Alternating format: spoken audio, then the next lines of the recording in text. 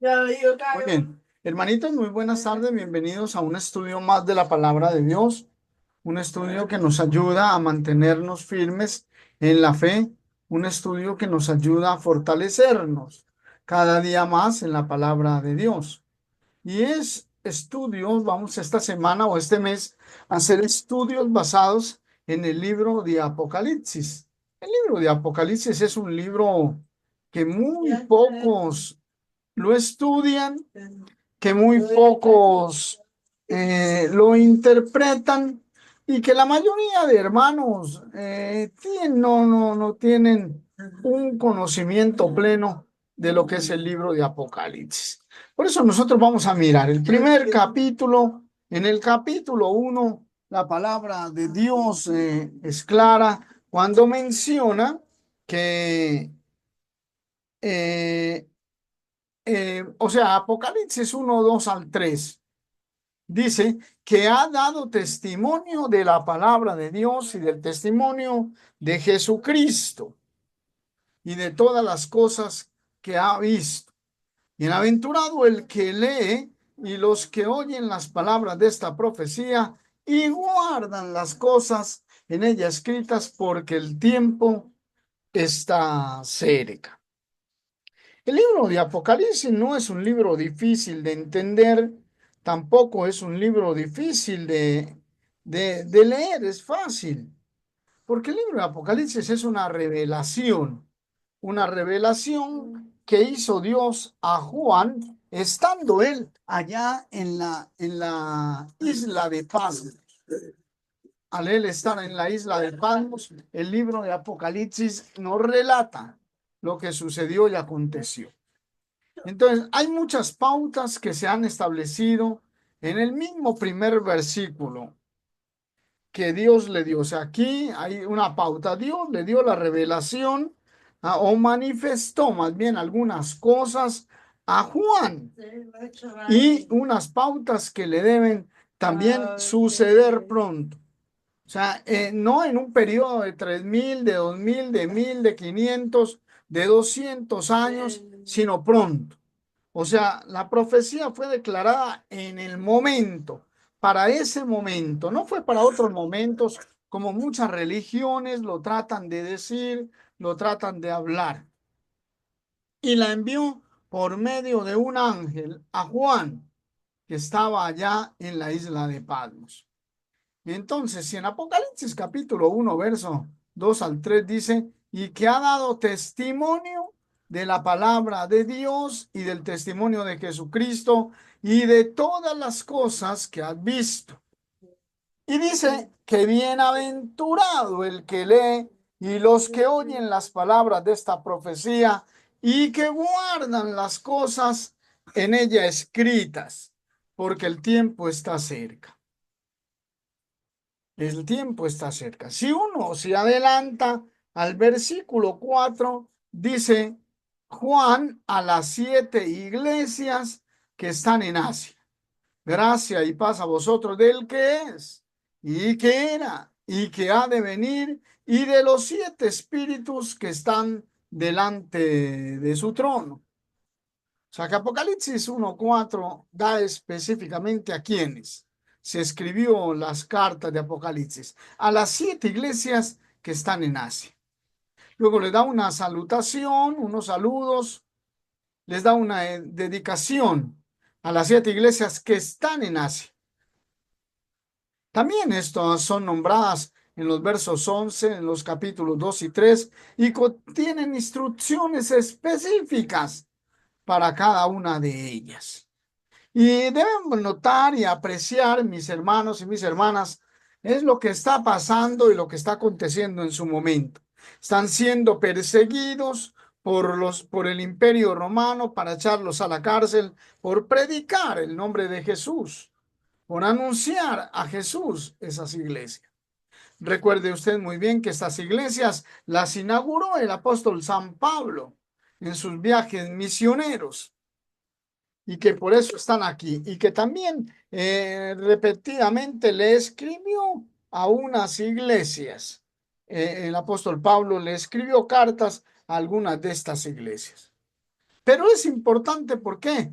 Aunque este libro fue dirigido a las 7 iglesias, de igual manera toda la escritura es inspirada por Dios y útil para enseñarnos, para redarguirnos, para corregirnos, para instruirnos en justicia. Aunque es para ellos, también es útil para todos nosotros que vivimos en los tiempos modernos, pero que también tenemos la misma fe y la misma esperanza de estas personas que están buscando servir al Señor, que estamos buscando seguir a Cristo y que estamos detrás de la vida eterna. Entonces es útil también para nosotros. Aquí hay algo bien importante. Si uno ve en el verso capítulo 8, dice, y he aquí que viene con las nubes. Perdón, el 8. Yo soy el alfa y la omega, el principio y el fin, dice el Señor, el que es y que era y que ha de venir, el Todopoderoso. Está diciendo que es el Todopoderoso. Esta es una buena reproducción de lo que significa la palabra hebrea que se usa para el nombre de Jehová, el que existe eternamente, el Adonai, el Curios, el yo soy. Él es el que va a venir por toda la eternidad. También nos hace referencia a los 7 espíritus. Dice en estos versículos, esto seguramente se refiere al Espíritu Santo, porque el número 7 está expresando la idea de perfección y de Jesucristo, dice también la palabra de Dios, y de Jesucristo. En estos versos también hemos mencionado los 3 seres divinos. Aquí se mencionan los 3 seres divinos de la creación. El Dios omnipotente, que se ve claramente en la Biblia a través de estos 3 seres divinos. La deidad. Hay tantos pasajes que muestran la existencia de los 3 seres o individuos que participan o componen la deidad, que pareciera que nadie declarare creer en la Biblia. O sea que alguien que declara la Biblia o que lee la Biblia no puede negar ni por un momento estas definiciones de estos 3 seres que componen Dios en la Biblia. Si uno, por ejemplo, mira cuando Jesús fue bautizado allá en Mateo capítulo 3, uno puede ver claramente la deidad completa ahí. Estaba la deidad completa. Mateo 3, 16 y 17 nos expresa, nos habla. Dice, y Jesús, después que fue bautizado, subió luego del agua, y he aquí los cielos fueron abiertos, y vio al Espíritu de Dios que descendía como paloma y venía sobre él. Aquí nos damos cuenta. Aquí nos damos cuenta de que Jesús, el Padre y el Espíritu Santo componen la deidad. Y es lo que dice el libro de Apocalipsis. Es lo que habla el libro de Apocalipsis. De la deidad completa aquí. De la deidad completa, de la deidad del Padre, del Hijo y del Espíritu Santo. Cuando uno también puede hablar, puede abrir la Biblia en el libro también de Juan. Uno puede ver también aquí Juan 14, 16 y 17.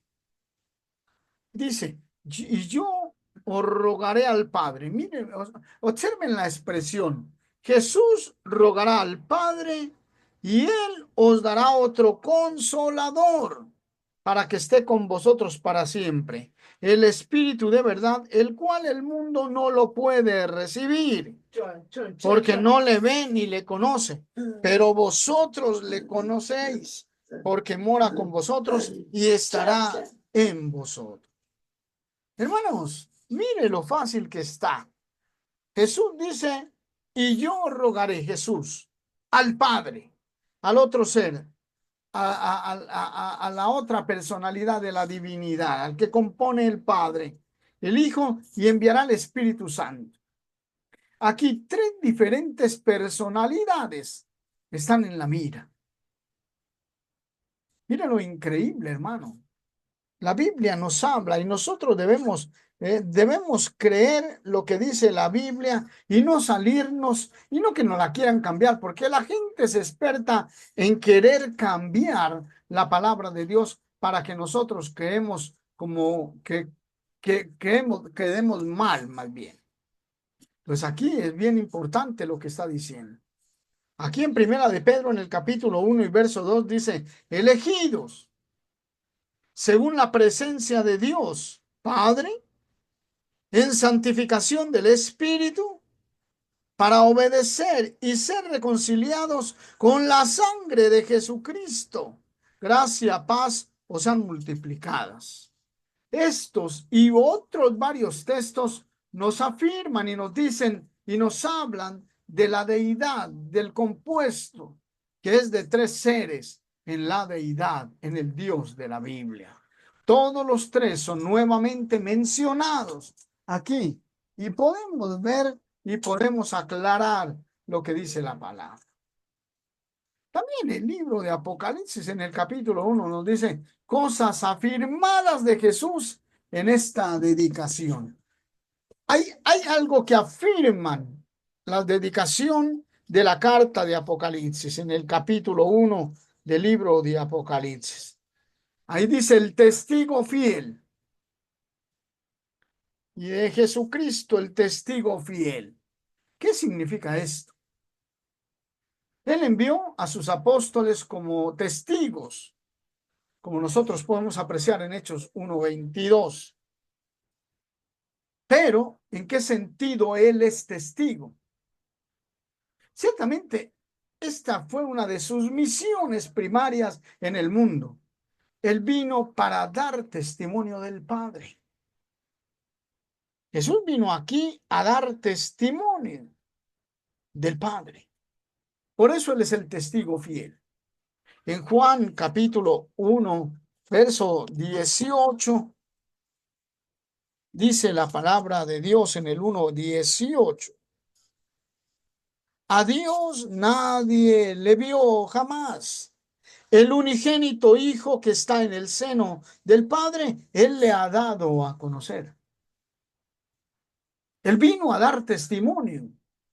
Él es el testigo fiel de Jesús, del Padre. Jesús es el testigo fiel del Padre. Él vino a dar testimonio de Jesús. Hizo esto por medio de su enseñanza divina, de su vida, de sus milagros, de su compasión, de su misericordia, de su amor, de su justicia, de la verdad. Esas eran las características de Dios. Esas eran las características del Padre, las que estaban en Jesús. Y todo el mundo vino y vio, o más bien, no todo el mundo. Bueno, nosotros que leemos ahora la palabra, vemos esas características en Jesús. Porque Jesús vino a dar testimonio del Padre. Si uno, por ejemplo, ve en Juan 17,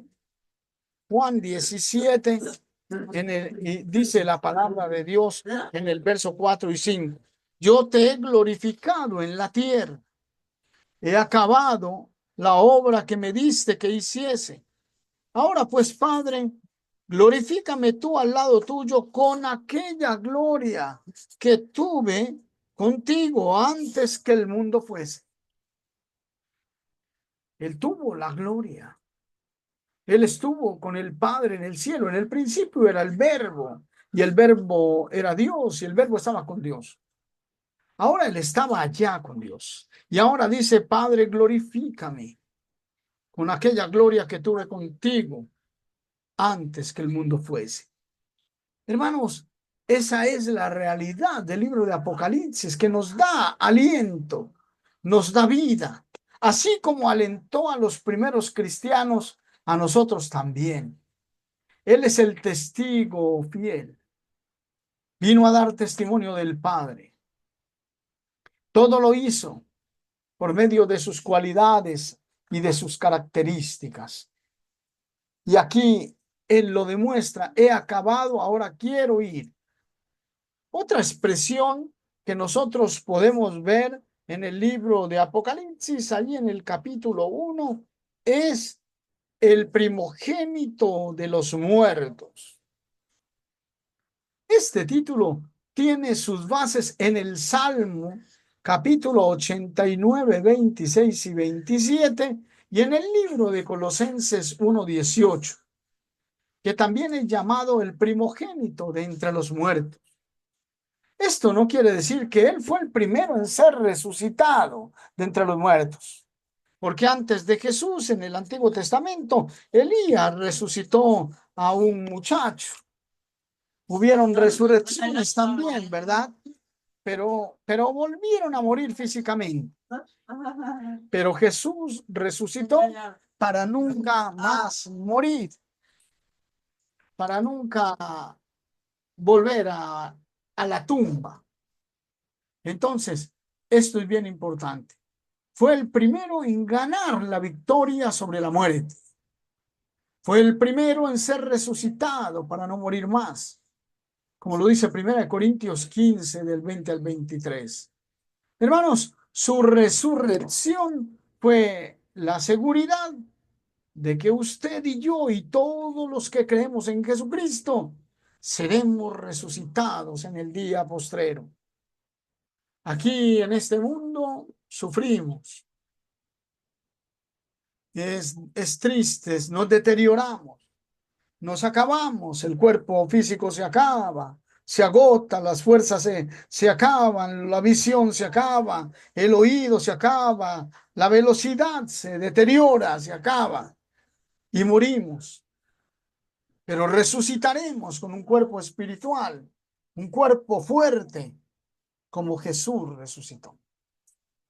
También dice otras cosas: el soberano de los reyes de la tierra. La palabra soberano significa el gobernante. Apocalipsis 19, en el libro de Apocalipsis, en el capítulo 19, verso 6, dice esta palabra. Y oí 19, 16. Perdón, dice aquí, que lo tengo, y en su vestidura y en su muslo tiene escrito este nombre: Rey de Reyes y Señor de Señores. Rey de Reyes y Señor de Señores. El soberano de los reyes de la tierra. El gobernante. El que manda, el que dirige. El justo, el soberano, el Dios todopoderoso es Jesucristo. Es un rey justo sobre el mundo. Aquí hay reyes. Aquí hay gobernantes injustos, pecadores, amadores del dinero, amadores de lo terrenal, del poder. No les importa el pueblo, no les importa la gente. Tienen que sacarlos a las malas del poder, porque aplastan la gente a la pobreza, a la desgracia y al dolor y al sufrimiento.